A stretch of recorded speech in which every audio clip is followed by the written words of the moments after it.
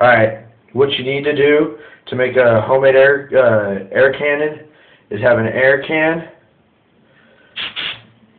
a pin, and you have to pull it apart so that there's nothing else in it besides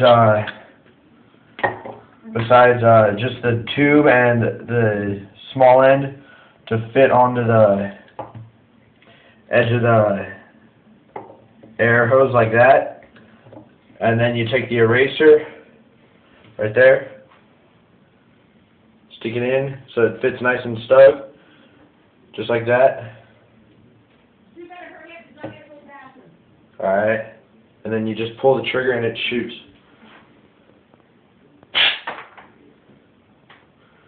And now look, there's nothing in that cannon.